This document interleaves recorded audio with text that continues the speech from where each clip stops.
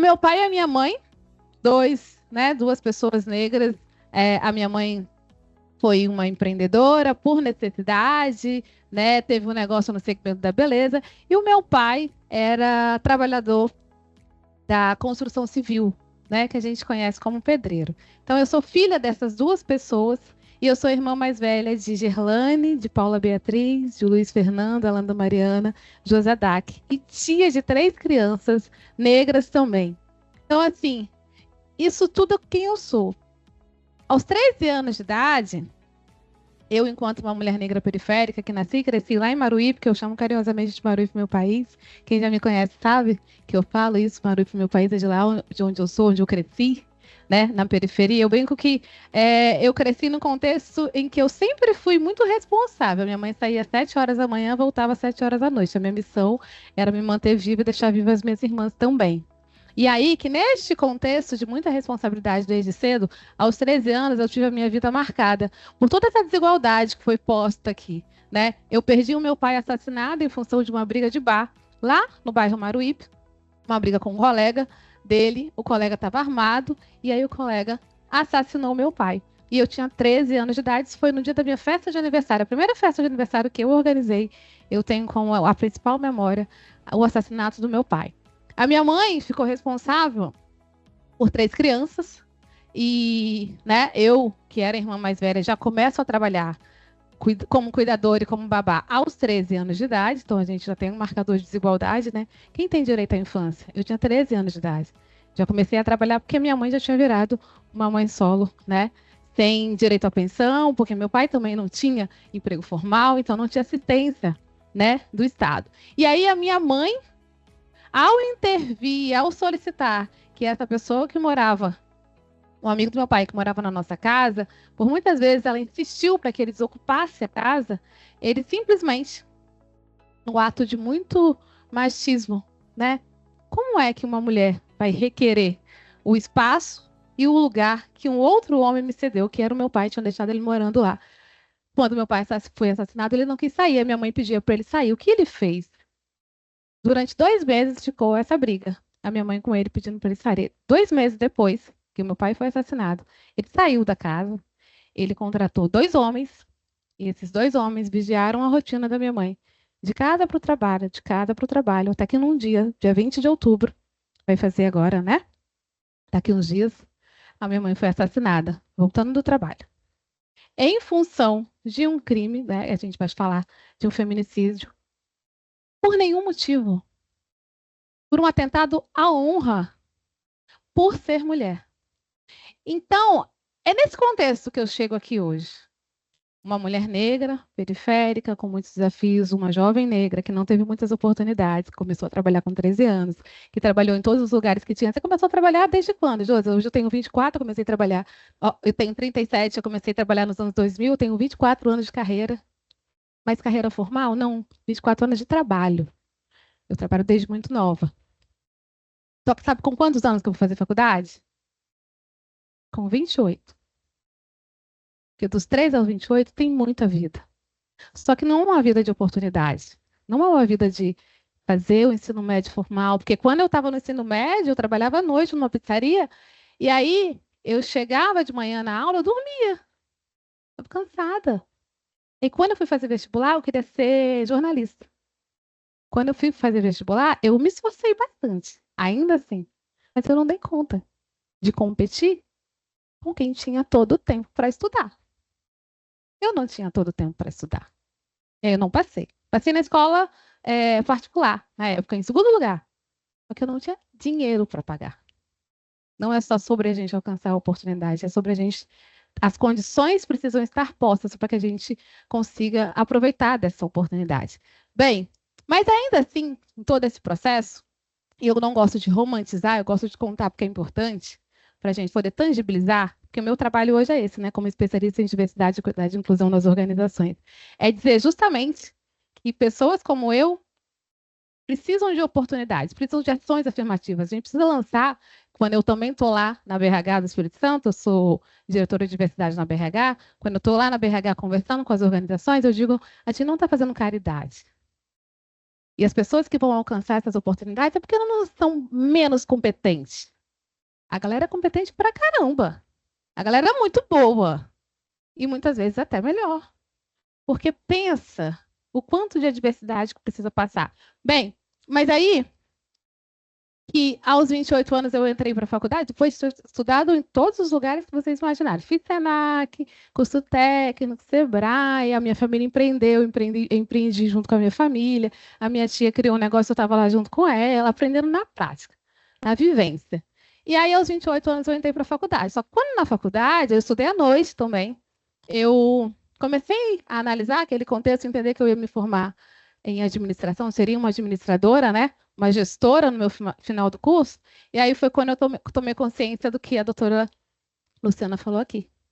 Eu tomei consciência que eu seria uma mulher negra, graduada, uma futura gestora, mas que no mercado de trabalho, as organizações, as maiores organizações do Brasil não possuem nem 1% de mulher negra na gestão. E eu tomei a consciência que era isso que me esperava. Então, na minha época de graduação, eu pensei, o que eu vou estudar? O que eu vou produzir de conhecimento a partir de quem eu sou? Dessa vivência que eu tenho e da consciência de desigualdade que eu tenho. Foi daí que eu fui estudar políticas e práticas de gestão de pessoas voltadas para mulheres, principalmente nas organizações do Estado do Espírito Santo. Porque é entender o que as organizações fazem e promovem de ações afirmativas, políticas de gestão de pessoas, para principalmente trazer mais mulheres e mais diversidade, promover mais diversidade no seu ambiente interno, remunerar melhor a diversidade, né? E aí, além disso, o quanto que a gente está falando, porque tem um capítulo da minha pesquisa que fala sobre a violência de gênero.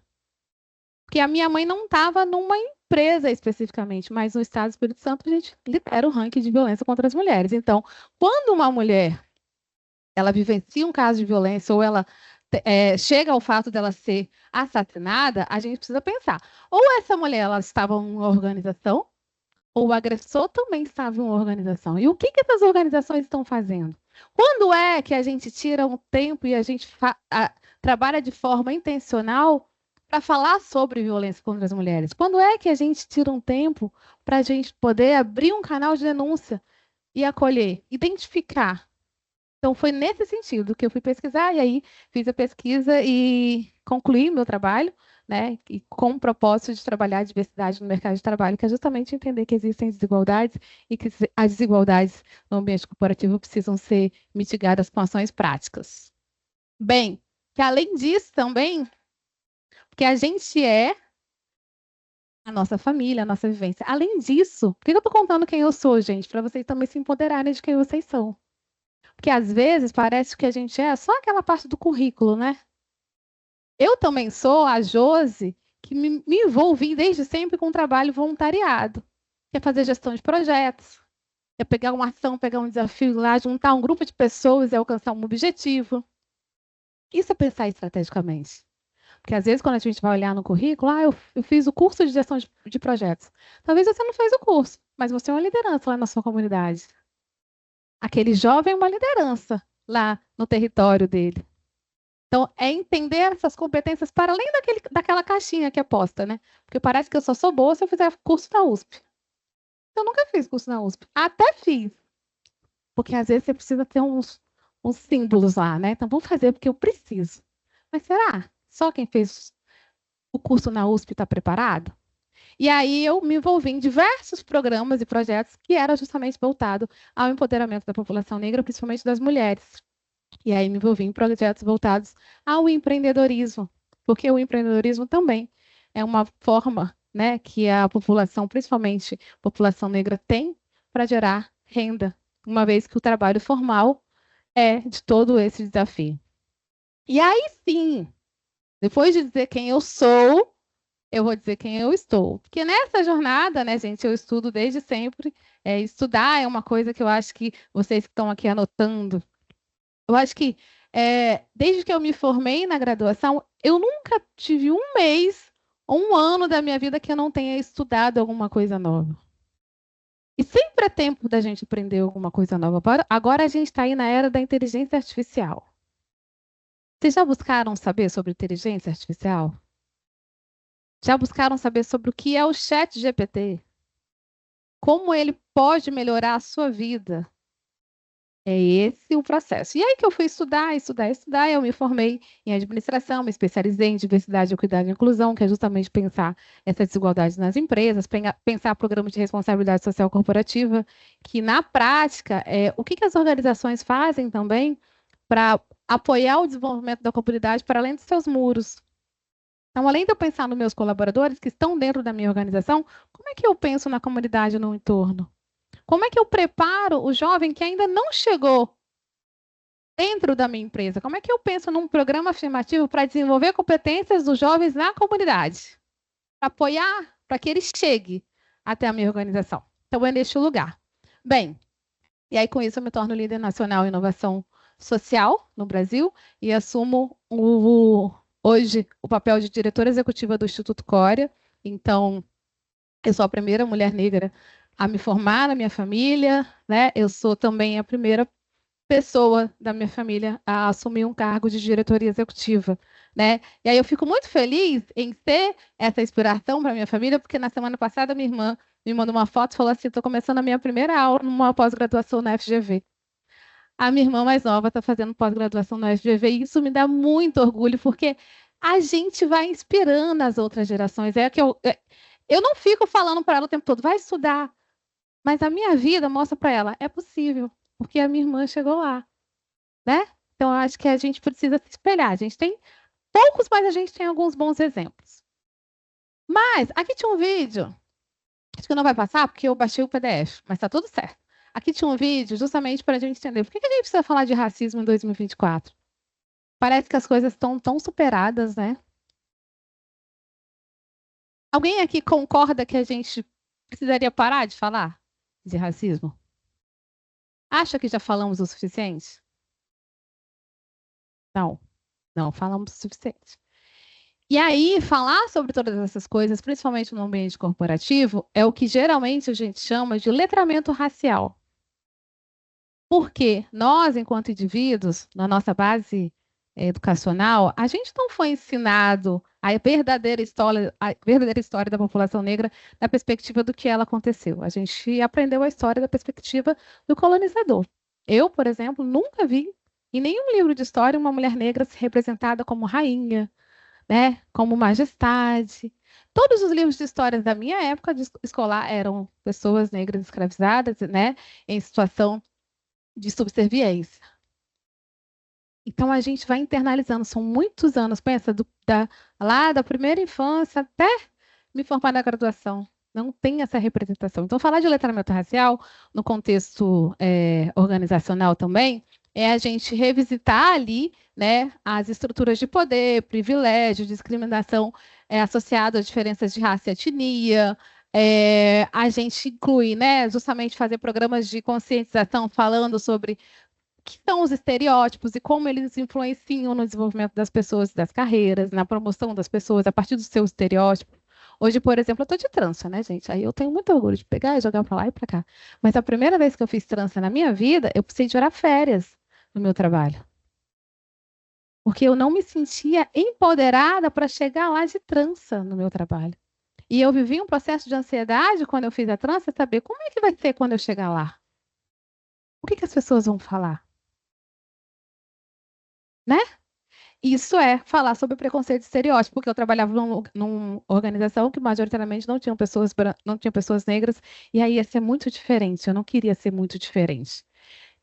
A gente vai falar sobre o racismo estrutural, como ele impacta, e a gente vai falar das experiências históricas das comunidades racializadas. Então, falar de letramento racial é falar sobre isso. E nas organizações, falando sobre diversidade, né? E aí, quando a gente fala de diversidade, em contexto geral, são todas as coisas. A gente tem diversidade cultural, de gênero, étnico-racial. A gente vive num país principalmente muito diverso. Mas o ambiente organizacional, corporativo, nas empresas, é a gente falar como é que a gente vai trabalhar o desenvolvimento, o acolhimento, a tratativa com pessoas de grupos diversos no mesmo local de trabalho. Bem, e aí, quando eu chamo para essa conversa, eu geralmente faço uma analogia que é como se a gente estivesse indo ao oftalmologista. Quem usa óculos, a senhora usa, sabe que a primeira vez que a gente vai ao oftalmologista não é uma experiência, né, aconchegante. Na primeira vez que você vai ali, faz todo aquele procedimento, você sai, nas primeiras semanas que você começa a utilizar o óculos, vai te dando um incômodo, né? Porque você vai começar a perceber e ver alguma coisa que você talvez não via antes. Então, esse é o mesmo exercício aqui. Talvez a gente saia muito incomodado quando a gente tem os primeiros contatos, né? Com a perspectiva de assuntos voltados à diversidade, eles vão incomodar a gente. E principalmente quem não está acostumado a ter essa tratativa, né? Então, se acostume. Mas também, assim como oftalmologista, não basta ir uma vez só. Porque você vai lá uma vez só, se ajusta, daqui a pouco tem que ajustar de novo. Não é, não, eu nem sou racista. Eu fiz uma vez um treinamento lá em 2005. Eu fui numa palestra sobre diversidade, ou ouvi a Joyce falar uma vez. Não é sobre isso, é sobre todos os dias. E aí que a gente sabe que a nossa história, e é importante falar, voltar lá atrás, que não dá para falar de futuro sem a gente olhar o que trouxe a gente até aqui, para repensar como é que a gente vai daqui para frente, né? É bem um provérbio africano que é Sankofa, né, gente? É olhar para trás, aprender com o passado, para a gente revisitar e refazer o presente para pensar o futuro. Então, a gente sabe que a nossa história ela foi contada a partir da história do colonizador. Eu estou olhando aqui porque tem a apresentação, tá? E aí a gente sabe justamente que essa história ela não começa dessa forma, como é representado aí nos livros de histórias, né? A gente não começou no porão dos navios, a nossa história começa muito antes disso. A gente fala de povos com religiões, com culturas distintas, com reinados distintos, com muitos saberes, com tecnologia, com ciência, e a partir de um processo de colonização foram escravizados e trazidos para o Brasil. A história não começou no porão, começa antes. E aí, eu acho que também para a gente, quanto população negra, a gente precisa se empoderar desse processo. Enquanto organização, empoderar a nossa população. Então, eu sempre recomendo. Vai lá, tem na Netflix, ou, né, se eu não tenho acesso à Netflix, tem alguns livros, tem alguns outros vídeos que falam sobre. Tem um que eu gosto muito, que é Rainhas Africanas, que fala sobre a história da Rainha Zinga. A Rainha Zinga, ela foi uma das principais diplomatas do reinado ali na África, justamente na época de colonização. E essa série ela é fantástica, porque ela coloca justamente a Rainha Zinga nesse lugar de negociação, de liderança, de poder. E aí eu me reconheço nela. Eu me reconheço como essa mulher, que tem capacidade de fazer a gestão de toda a sua comunidade, vai gerir conflitos, vai negociar, vai ser diplomata. A gente precisa começar a, né, trabalhar o nosso processo de percepção e consciência. E, além disso, não foi contado para a gente todas as outras rainhas. Eu trouxe mulheres aqui, porque é importante também a gente reforçar o papel das mulheres negras, né? Então, recontar as histórias das mulheres negras, para que vocês, mulheres mais jovens, mulheres de todas as idades, mas principalmente as mulheres e meninas, se empoderem. Quem são vocês? Os meninos também. Quem são? Vocês são orgulho, vocês são descendência de quem? Se empodera desse lugar. Seus ancestrais eram pessoas muito inteligentes da arte, da cultura, da ciência. Pensa só, gente, quem construiu todas aquelas pirâmides do Egito. Pensa que você vai fazendo um resgate histórico, você vem de lá. Então você chega aqui hoje e fala: peraí, como assim essa sociedade quer me colocar para baixo? Pensa assim. E aí a gente sabe que não veio nem dos céus e nem das mãos de Isabel. A liberdade não veio daí. Não foi ela que disse: ok, agora vocês estão libertos. E aí, olha como nós somos bonzinhos e boazinhas. A gente sabe que foi luta popular. Foi conquistado. E quando foi assinado também não foi assim. Agora a gente vai assinar a Lei Áurea e vocês, cada um tem um apartamento, tem um sítio, tem condições de plantio e vão viver a vida boa. A gente sabe que não foi assim. A gente sabe que foi uma legislação pensada, mas não teve uma política pública de assessoramento e acompanhamento. Porque depois disso, porque é importante a gente falar, principalmente quando eu converso com gestores e gestoras, porque é difícil dizer para eles que é preciso a gente implementar políticas afirmativas, porque parece que é assim, mas a gente vai fazer caridade, ou a gente vai fazer, mas é todo mundo igual aqui. Mas não é. Porque lá atrás, em 1837, houve a primeira lei, né, falando sobre a questão da educação, e o negro não podia ir à escola. Então, se hoje a gente olha para aquele quadro ali, ó, aquele quadro, ele é resultado de uma política pública de exclusão de pessoas negras. Quando você olha hoje para toda a nossa estrutura de poder do Brasil, seja ela no meio privado, no meio público, a gente precisa repensar. Por que as pessoas não estão ali? Não é porque hoje as pessoas não têm tempo de se dedicar, mas é porque também foi uma estrutura, como bem a doutora Juliana colocou, que é o racismo estrutural. Que ele vai implementando ações para que vocês, a população negra, não consiga chegar. Hoje é bem difícil, a gente tem as ações afirmativas, mas foi uma estrutura pensada. E aí a gente tem uma série de questões, por exemplo, porque assim, mas a lei de cotas, a gente vai privilegiar. Mas se a gente for lembrar, lá em 1968, tá ali, tá longe, mas a gente tem a lei do boi, que ela fala o seguinte: a primeira lei de cotas, e ela é justamente, ela não foi para a população negra, ela foi para filhos de donos de terras que conseguiram vaga nas escolas técnicas e nas universidades. Então existia uma reserva. Então, os filhos foi cota. E aí, vamos discutir? Vamos falar sobre? Vamos colocar. Então, é sobre esse processo, porque os filhos tiveram direito a estudar, e aí, se hoje são eles os donos da terra, como é que vão contestar que não podemos ter política afirmativa para jovens, para mulheres e homens negros, né? Então, assim, tudo isso para dizer para vocês que para a gente chegar em 2012 e ter a primeira lei de cotas foi muito difícil. Ela foi muito questionada.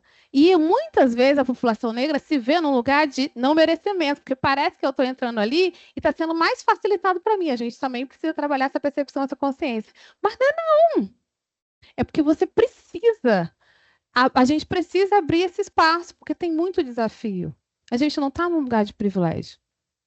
Enfim, e aí a gente sabe que o resultado de toda essa abolição é o que a gente tem hoje como territórios vulneráveis, comunidades com menos acesso, desigualdades que foram, né, proliferadas aí em todo o Brasil, quando a gente olha lá para o Rio de Janeiro, aqui no Espírito Santo principalmente. Então, as comunidades, elas são justamente o resultado dessa abolição sem nenhum processo de política pública e nenhuma reparação. Para que a gente chegue hoje, num Brasil que tem uma população majoritariamente composta por pessoas negras, né? E que ainda assim, sendo maioria em número populacional, a gente ocupa aí menos de 5% dos cargos de gestão nas maiores empresas do Brasil, a gente tem tamanha desigualdade em relação à remuneração salarial, e aí o que a Chimamanda fala, né, que é justamente esse perigo da história única. Eu conto tudo isso sempre antes, porque a gente viveu, nós fomos educados por uma perspectiva única, a perspectiva do colonizador. Então, é justamente para que a gente entenda a história e a gente não seja enganados por essa questão da história única. Outros efeitos que também impactam no processo de empregabilidade de jovens negros, de meninas e meninas negras, é a questão da branquitude. Que a branquitude é o que a gente chama da história geral do Brasil, que poderia ser chamada história branco-europeia. Então, o que é isso? É quando a gente constrói, por base de exemplos, referências, né, de uma não população negra, por exemplo. Então, a gente sabe que a branquitude, ela é um sistema e uma estrutura em que vai privilegiar a permanência de pessoas brancas em alguns espaços de poder, gestão e liderança, estereótipos, por exemplo, relacionados à população negra. Se a gente tem um jovem negro assim, numa carreira, ascendendo para uma liderança, ele precisa provar muita coisa para dizer que ele é competente para aquele lugar. Porque o lugar da liderança, geralmente, ele não é um lugar estereotipadamente um lugar de pessoas negras, ou de mulheres, por exemplo. Porque a gente sabe que todo esse estereótipo coloca a população negra num lugar sempre um lugar sempre subjugado. E aí, um exemplo de como a branquitude funciona no Brasil, esse caso foi um caso, se eu não me engano, aconteceu, acho que foi na Bahia, que um homem levou mais de 100 quilos de alimento de um supermercado e saiu pela porta da frente. Vocês conseguem imaginar a mesma coisa acontecendo com o jovem negro? Vocês conseguem imaginar um jovem negro indo lá, ou um homem negro que seja, enchendo o carrinho 100 quilos de carne, pegando o carrinho, saindo tranquilamente do supermercado sem nenhuma abordagem, só sendo percebido depois? Tá. Então, aqui isso é uma evidência do que é a branquitude, justamente esse processo. O que é permitido para uma população?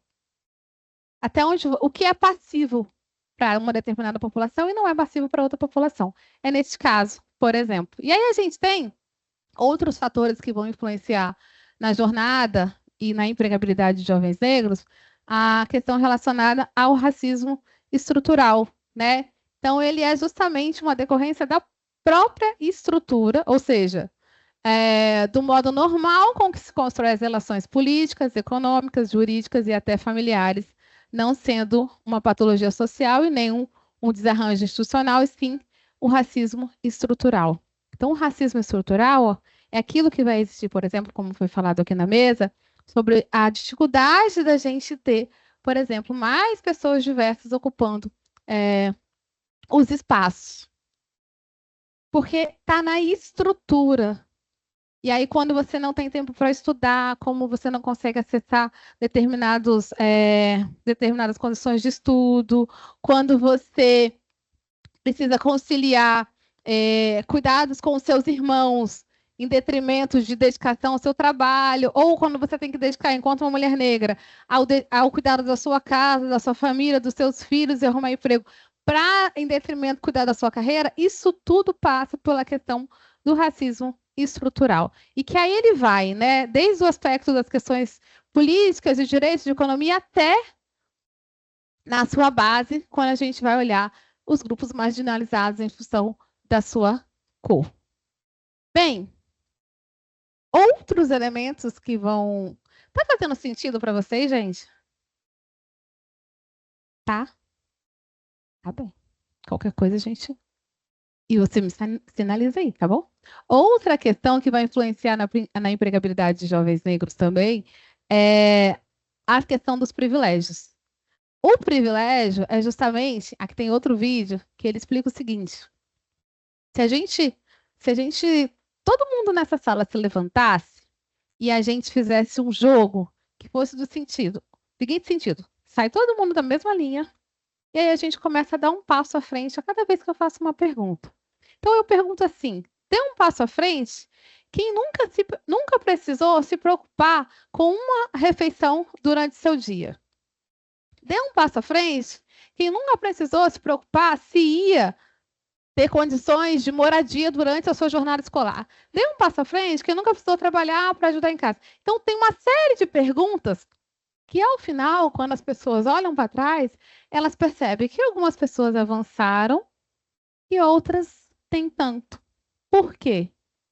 Em função das condições de privilégio. Então, eu, por exemplo, hoje, ainda que tenha ocupado um cargo de diretoria, às vezes, quando estou lá sentado com meus colegas, a gente fala assim: ah, mas aí eu vou fazer intercâmbio pela segunda vez em determinado país. Eu nunca fiz intercâmbio. Eu nunca saí do Brasil para estudar. Ah, mas porque lá na época da minha graduação, lembra que a gente viajava, fazia isso, fazia aquilo? Eu falava, eu não lembro. Porque quando eu fazia faculdade, eu trabalhava 2 empregos de manhã para estudar à noite. Então, são essas questões que vão influenciando na nossa jornada. Ah, mas aqui agora tenho que fazer o inglês para melhorar o inglês, para justamente conseguir, né, o desenvolvimento da minha carreira. E eu tenho um colega que faz inglês desde o ensino fundamental. Porque estudou numa escola que tinha condições, fez uma escola particular, fez viagens, foi para a Disney diversas vezes durante o ano, durante a sua juventude. E hoje, quando a gente vai competir em par de igualdade numa vaga de emprego numa empresa, e aí o inglês, tem maior proficiência no inglês, leva vantagem, né? Então, aí, quando a gente, enquanto pessoa da gestão de pessoa, líder de gestão de pessoas, a gente tem que pensar, tá, eu estou num país em que menos de 5% da população fala inglês. Se eu colocar o inglês como requisito obrigatório na minha vaga, eu estou incluindo ou estou excluindo? Então, pensar a diversidade, equidade e inclusão é isso. É tão básico quanto isso. A gente ainda vai fazer curso, ainda tem universidade para falar sobre diversidade que dá inclusão. Mas é tão básico quando a gente entender que a gente vive num país de muita desigualdade. Outros quesitos que influenciam na jornada são os vieses. Porque os vieses é assim, quem lembra de uma Helena de Manuel Carlos? Dona Helena de Manuel Carlos. Como é que era o estereótipo da Helena de Manuel Carlos? Leblon, mas o quê? Loura, mas o quê? Magra, alta, rica. Todas elas, até que um dia teve Thaís Araújo. Até que um dia teve Thaís Araújo, a primeira mulher negra Helena de Manuel Carlos. Mas durante muitos anos, o estereótipo de uma mulher dona de casa, né? Que aí, com todas as complexidades do seu lar, que tinha um consultório médico. A Helena de Manuel Carlos era médica, ela tinha um consultório médico, morava no Leblon, seus filhos tinham desafios de, tá indo bem na escola e tudo mais. A gente cresceu vendo isso. E aí, qual era o lugar das mulheres negras durante muitos anos nas novelas? Babá, empregada doméstica, os homens negros, o porteiro, o motorista da família. Então, vocês entenderam um pouco do que é inconsciente coletivo. Isso aí é inconsciente coletivo. É tudo que a gente criou enquanto coletividade. Então, quando a gente vê uma mulher negra chegando, quando eu entro por aquela porta, na cabeça de ninguém nessa sala, vai pensar que eu sou promotora, vai pensar que eu sou advogada, vai pensar que eu sou diretora executiva, uma juíza. Ninguém nessa sala vai achar que eu sou, a não ser que alguém que me conheça. Mas se entrar uma mulher branca por aquela sala, por aquela porta, a gente vai pensar qualquer outra coisa, menos que ela, por exemplo, é um auxiliar de serviços gerais. Entenderam o que são os viés? É assim. Então, por exemplo, isso acontece muito comigo. E eu tenho colegas, pares de trabalho, gestoras de projetos que trabalham comigo. Quando a gente chega, eles nunca acham que eu sou diretora executiva. Talvez eu sempre seja secretária. E aí isso é o que acontece, por exemplo, no mercado de trabalho. Porque os viés inconscientes, eles vão influenciar em quem tem o estereótipo para assumir o cargo de liderança, ainda que você estude, se prepare. Quem tem cara de liderança, quem tem cara de gestão. E aí a gente tem outro viés que é da afinidade. Sabe aquele? A gente estudou na mesma escola, a gente se conhece do mesmo barzinho, a gente é do mesmo bairro. E aí, quando o viés de afinidade ele vai existir naquele clubinho, é assim: eu conheço você, você é filho de fulano, você é amigo de fulano, você é amigo de ciclano. Imagina como é que a gente, eu que vim de Maruípe, que não sou filha de ninguém, não sou amiga de ninguém, que é conhecido nos espaços, quando eu comecei a participar dos vínculos, você é de onde? Ali do meu bairro. É filha de quem? E aí eu falava do meu tio, né? Que é Luiz Antônio, também o nome dele. Cadê o Luiz Antônio? Foi embora? Foi, né? É Luiz Antônio, o nome do meu tio que me criou. Tá tudo certo. Mas quando eu vi, parece com ele, né? É Luiz Antônio. Então, isso também influencia, que é o viés de afinidade. A tendência que a gente tem é avaliar melhor quem se parece conosco ou quem faz parte do nosso grupo e a gente desvaloriza quem é diferente. Então, isso influencia na carreira de jovens negros que vão entrar pela primeira vez, que não fazem parte do grupo daquelas pessoas selecionadoras, por exemplo. O viés de confirmação. E eu vou trazer para vocês aqui um ditado para vocês entenderem, tangibilizarem o que é o viés de confirmação. Sabe aquele ditado que diz que preto, quando não caga na entrada, caga na saída? Ele é a tangibilização do viés de confirmação, que é o quê? É você favorecer as informações que estão de acordo com as suas crenças pré-existentes. Então, é quase que ficar esperando. Tá vendo como eu sabia que ia dar alguma coisa errada? Quando a gente vê uma pessoa negra em algum cargo de posição, de liderança, de poder, e acontece, você fica, sabia que ia dar. É o viés de confirmação. que a gente tem enquanto consciente coletivo. Tem o outro que são os estereótipos, que eu já falei. E aí, quando a gente ajusta um pouquinho mais essa lente, dá um foco para além das questões raciais, a gente vai entrar na interseccionalidade, que é a intersecção entre fatores raça e gênero, por exemplo, a gente vai entender que existem marcadores sociais que eles vão somando no processo e na jornada das pessoas a partir de quanto mais marcadores sociais ela tem. Por exemplo, quando a gente está falando das questões raciais, pessoas racializadas, pessoas pretas, pessoas indígenas têm desafios vivenciados na sua jornada. Mas quando a gente acrescenta o fator gênero, por exemplo, mulheres negras, e aí a gente acrescenta o fator classe social, mulheres negras periféricas. A gente vai pensar em ainda mais desafios. Então, quando alguém falar assim, mas tinha que ter cotas para quem é pobre, por exemplo, né? Também tem cota social. Mas quando a gente faz o recorte de classe social, quem é a população majoritariamente presente nessa classe social? Pessoas pretas e pardas. E aí, quando a gente olha o recorte, geralmente tem um recorte de gênero, porque as mulheres são a maior parte da população brasileira. E as mulheres negras é a maior porção populacional do Brasil. Então, a gente precisa sempre... Por isso que vem dizer, né, que quando uma mulher negra sobe ou se move, todas as outras camadas se movem com elas, porque a gente é a base da pirâmide. E aí, aqui é só uma exemplificação, né? Então, falando sobre o caso das mulheres negras, isso vai influenciar a jornada de mulheres e meninas. Porque além da gente pensar na inserção de jovens negros no mercado de trabalho, é importante que a gente cuide da inserção de meninas negras no mercado de trabalho.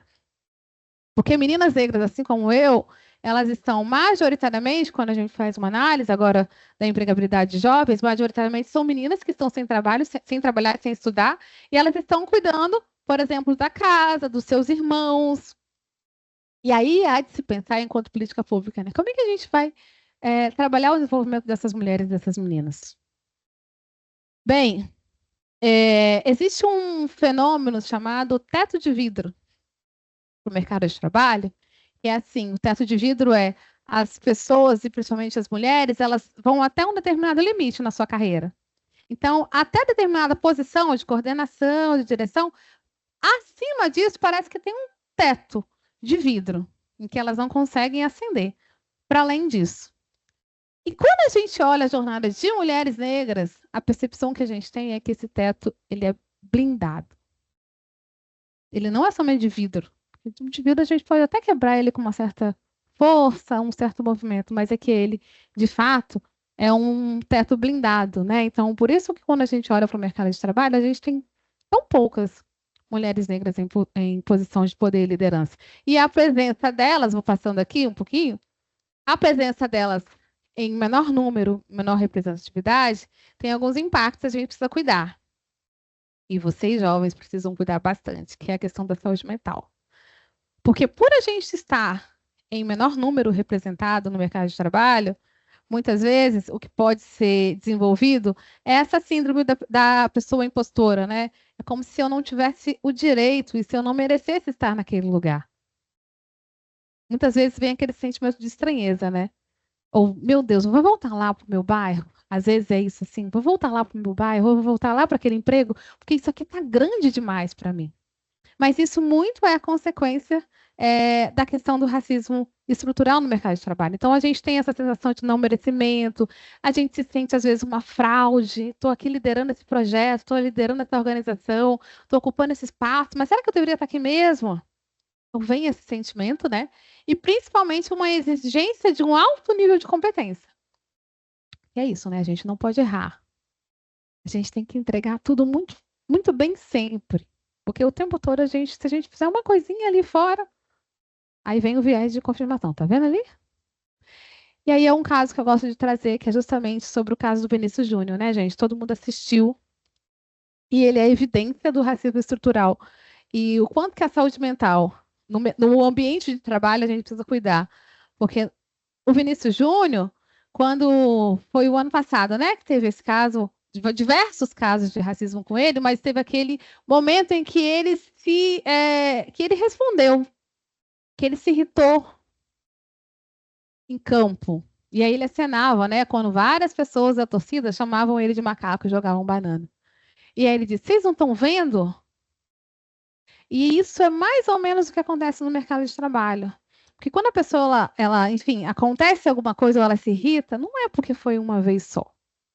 Não é uma primeira vez que vai levar a pessoa a essa exaustão e esse estresse. São várias vezes consecutivamente. Então, é preciso que vocês e que a gente cuide disso, né? E principalmente quando a gente olha para as organizações, a gente cuide da saúde mental da população negra que está presente nesse espaço, né? Que justamente o racismo, como o racismo é insistente, com inúmeros mecanismos de silenciamento, a pessoa ela acaba entrando no estado de exaustão. Porque justamente é o que a gente fala que o racismo ele adoece. Porque são tantas vezes você passando por isso. Eu voltei de São Paulo agora, né? Eu cheguei meio-dia aqui. Sempre que eu volto de São Paulo, eu volto um pouco abalada, assim, porque São Paulo é a tangibilização da desigualdade social no Brasil, assim. Então e principalmente a gente, enquanto população negra, eu saio para fazer uma reunião na Avenida Paulista, mas no meio do caminho, eu encontro diversas pessoas morando na rua, pedindo, e muito dificilmente uma pessoa branca. Majoritariamente estou falando de pessoas negras. E isso, a desigualdade social, ela adoece a gente. Uma perspectiva da gente se indignar, olhar para aquilo e pensar: o que que eu estou fazendo? E aí, eu olho para aquela situação, para essas situações, eu penso: o que mais eu preciso continuar fazendo para trabalhar? Quantos mais são os projetos que a gente tem que desenvolver? Quanto mais são as políticas que a gente precisa implementar para melhorar essa questão? Enfim, e aí aqui, como última fala, eu queria só reforçar, né, que segundo uma pesquisa, o Brasil ele deve levar quase 116 anos para que pretos e pardos tenham acesso às mesmas oportunidades que as pessoas brancas.